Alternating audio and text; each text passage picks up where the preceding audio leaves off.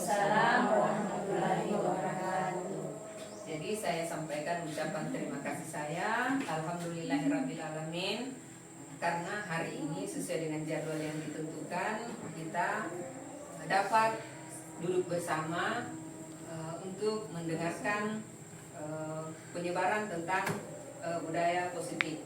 Jadi saya Andi Ramlia SPD, saya sebagai calon guru bergerak angkatan 10 ingin menyebarkan pemahaman dan penerapan pengalaman tentang budaya positif.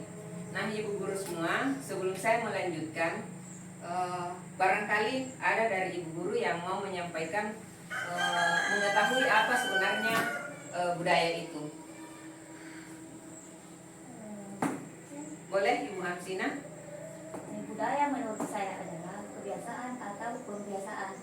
Budaya adalah kebiasaan atau kebiasaan. Ada yang lain? Oke, baik. Budaya adalah pembiasaan. Nah, kalau kita sandingkan budaya dengan positif, budaya positif, ada yang mau berkata-kata tentang ini? Budaya kan pembiasaan, lalu positif kan? Positif, istilah lainnya baik. Nah, jadi kalau kita kembalikan di sini adalah bahwa budaya positif itu adalah sebuah pembiasaan yang itu sudah pasti melalui kesadaran kita. Untuk apa? Untuk mengembangkan hal-hal yang lebih baik dari sebelumnya. Itulah yang dinamakan dengan budaya positif. Kemudian di budaya positif ini kita akan membahas konsep inti budaya positif itu. Yang mana saja?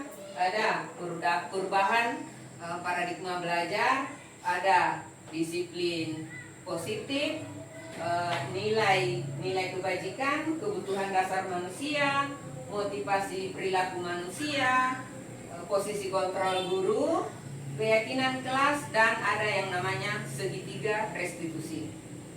Kita kembali ke perubahan paradigma baru.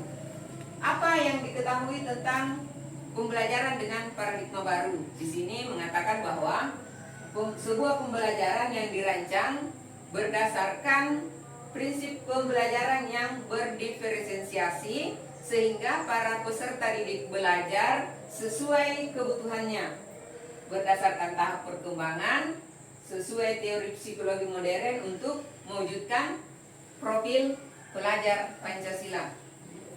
Kemudian kita lihat lagi disiplin positif. Disiplin positif itu apa? Karena mengenai disiplin itu adalah penerapan disiplinnya yang bertujuan untuk menumbuhkan kesadaran serta memberdayakan peserta didik tanpa imbalan, penghargaan atau reward, ancaman ataupun hukuman. Nah, sebagai pendidik tujuan kita itu apa? Yaitu menciptakan atau mewujudkan peserta didik yang memiliki disiplin diri sehingga mereka berperilaku mengacu kepada nilai-nilai kebajikan universal dan memiliki motivasi intrinsik dalam perubahan perilaku ke arah yang lebih baik. Tadi ada yang namanya nilai-nilai kebajikan. Nilai-nilai kebajikan ada di depan. Ada mengenai profil pelajar Pancasila, ada yang namanya program PYP, dan ada namanya keterampilan hidup atau life skills. Kita melihat profil pelajar Pancasila. Apa saja yang dikandung, ibu-ibu? Beriman dan bertakwa kepada Tuhan Yang Maha Esa. Apa lagi? Berkebinekaan global, gotong royong, mandiri, kreatif, dan bernalar kritis. Inilah yang ingin kita kembangkan di sekolah kita. Kemudian program PYP, apa saja yang dikandung oleh program PYP? Toleransi atau hubungan, rasa hormat menghormati, integritas, mandiri, menghargai, antusias, empati, pengetahuan, kreativitas, kerjasama, percaya diri, dan memiliki komitmen. Kemudian life skill-nya apa saja? Dapat dipercaya, lurus hati, mendengar yang aktif,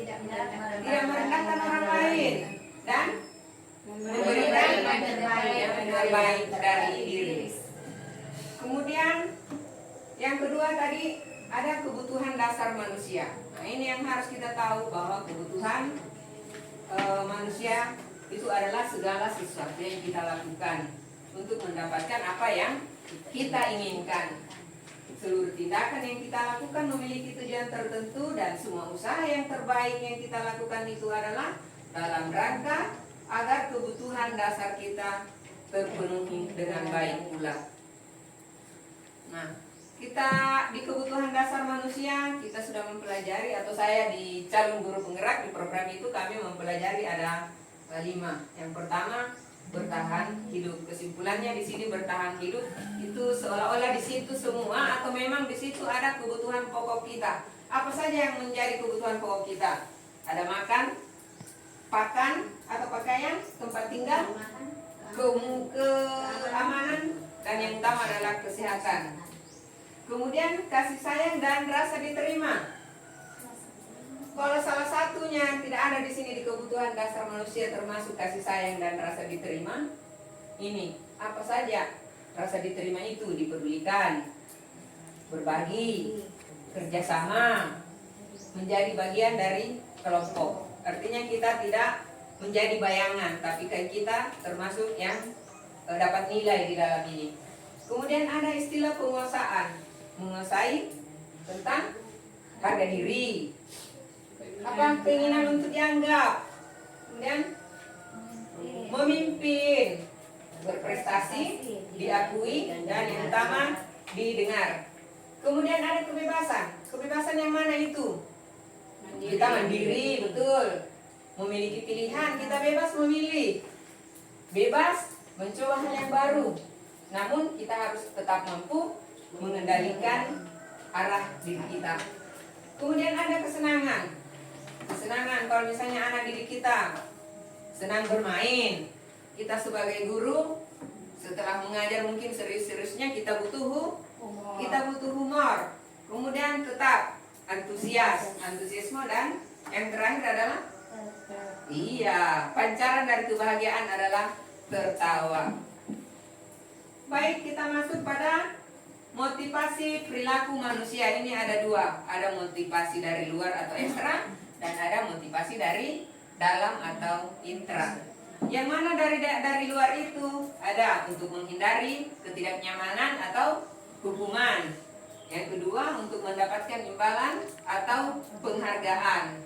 Kemudian dari intrinstiknya, menjadi orang yang mereka inginkan dan menghargai diri sendiri dengan nilai yang mereka percaya. Lanjut, kita masuk di posisi kontrol. Lihat posisi kontrol, terus di posisi kontrol itu ada 5. Ada penghukum, ada pembuat merasa bersalah, ada teman, ada pemantau, dan ada manajer. Nah, ibu-ibu sekalian yang saya cintai, sebelum saya melanjutkan di sini penjelasannya, yang 5 posisi kontrol guru, kira-kira yang ibu sering lakukan yang mana? Terbaik di antara yang terbaik. Tapi untuk kalau kita simak secara pribadi, kira-kira ada di sini ibu guru yang selaku penghukum? Tidak ada. Kalau sebagai teman? Sengin teman dia. Pasti kalau teman, karena saya sendiri merasa begitu. Bagaimana teman itu merangkul satu dari beberapa. Kemudian kalau pembuat merasa bersalah, seolah-olah kita melemparkan kesalahan itu kepada anak-anak kita. Kemudian pemantau, sebagai pemantau mengawasi siapa yang berbuat salah. Kemudian yang selanjutnya manajer. Manajer itu yang mana? Manajer itu tidak mencari kesalahan anak-anak kita, tidak mencari kesalahan rekan-rekan kita, tetapi kuncinya bagaimana kita menyelesaikan permasalahan itu. Nah, dari 5 posisi kontrol, semua melakukan kembali. Semua di sini termasuk ini penghukum. Penghukum sering dilakukan, atau adalah beberapa guru yang melakukan. Pembuat merasa bersalah, teman, pemantau, manajer. Tapi sekali lagi kesimpulannya bahwa kita ini manusia, tidak ada yang sempurna. Nah, untuk hari ini ada mungkin yang mau bertanya atau mau menyampaikan sesuatu? Nah, kalau begitu kita lanjut saja. Kita lihat di ini. Posisi kontrol apa ke aku? Ada kalimat-kalimat rupanya di sini. Nah, ini Ibu, coba. Saya kecewa sekali dengan kamu. Kalau kita melihat posisi kontrol yang tadi itu kira-kira dia ada di posisi kontrol mana? Yang kedua, membuat merasa Membuat merasa bersalah. Baik, kita simpan. Kemudian yang kedua, ada lagi? Kamu tidak pernah benar melakukannya. Kamu tidak pernah benar melakukannya. Pemantau. Pemantau? Pemantau. Boleh simpan. Kemudian apa rencanamu untuk memperbaiki kesalahanmu? Kira-kira apa itu? Apa rencanamu untuk memperbaiki kesalahanmu? Manajer? Oke. Kemudian ayolah, lakukan demi ibu ya. Kira-kira posisi kontrolnya apa ini? Teman. Sebagai teman. Baik. Nah, selanjutnya kita masuk di keyakinan kelas. Keyakinan kelas. Nah, ini ada sebuah pertanyaan. Mengapa keyakinan kelas? Mengapa bukan peraturan kelas? Ada yang mau menyampaikan? Kira-kira apa? Oke, silahkan Ibu Andi Asmawati. Mengapa keyakinan kelas? Mengapa kita tidak buat saja peraturan? Nah, terima kasih. Kalau menurut saya Ibu, pada poin keyakinan kelas, mengapa keyakinan kelas dan mengapa bukan peraturan kelas? Kalau menurut saya, pada keyakinan kelas itu, peraturan itu dibuat oleh beberapa orang dan dilaksanakan oleh semuanya. Oke. Terus mengapa bukan peraturan? Peraturan itu kalau menurut saya itu dibuat oleh satu orang. Ya, dan seolah-olah satu orang dilaksanakan, pemimpin. seolah-olah Ya. dibuat oleh satu pemimpin Ya. dan dilaksanakan oleh semua orang atau satu lembaga. Terima Oke. kasih. Baik, terima kasih atas pendapatnya. Jadi ini mengapa keyakinan kelas, mengapa bukan peraturan kelas. Jadi betul yang disampaikan tadi oleh Ibu Andi Asmawati bahwa kalau keyakinan kelas itu kita duduk bersama, termasuk ada kepala sekolah, ada guru, dan ada peserta didik. Jangan pandang enteng bahwa ini anak-anak TK tidak perlu diajak membuat keyakinan, tetapi keyakinan yang kita buat ini adalah kita buat dan kita mampu untuk melakukannya. Baik, kalau mengenai mengapa bukan peraturan, kalau seolah-olah peraturan itu seolah-olah menakutkan ya. Peraturan, di mana peraturan itu ada pelanggarannya. Kemudian yang membuat peraturan seolah-olah satu orang dan dia di sini posisinya sebagai kepala sekolah. Nah, kita sebagai bawahan harus melakukannya tanpa ada pembahasan-pembahasan sebelumnya. Terima kasih. Kemudian ada pembentukan keyakinan kelas, ada poin-poinnya dibuat dalam pernyataan positif, sedikit saja, singkat saja agar mudah diingat. Kemudian selanjutnya ada segitiga restitusi. Segitiga restitusi itu ada 3. Menstabilkan identitas, di situ berbuat salah itu adalah wajar. Jadi ini penetral. Tidak ada manusia yang sempurna. Ini harus selalu kita pegang terhadap anak-anak kita, terhadap rekan-rekan kita bahwa tidak ada manusia yang sempurna. Kemudian mari kita validasi tindakan yang salah. Mengapa kamu melakukan itu? Karena kamu pasti punya alasan. Kemudian menanyakan keyakinannya. Ini, apa keyakinan kelas kita? Seperti kita di TK, yang 5S itu setiap datang dan pulang memberi salam. Kemudian untuk kebersihan membuang sampah pada tempatnya, saling menyayangi antara teman. Oke, baik. Terima kasih banyak atas kerjasama ibu-ibu sekalian. Mudah-mudahan budaya positif ini dapat kita lakukan, dapat kita tingkatkan, dan kita sama-sama menerapkan bersama. Terima kasih. Assalamualaikum warahmatullahi wabarakatuh. Waalaikumsalam warahmatullahi wabarakatuh.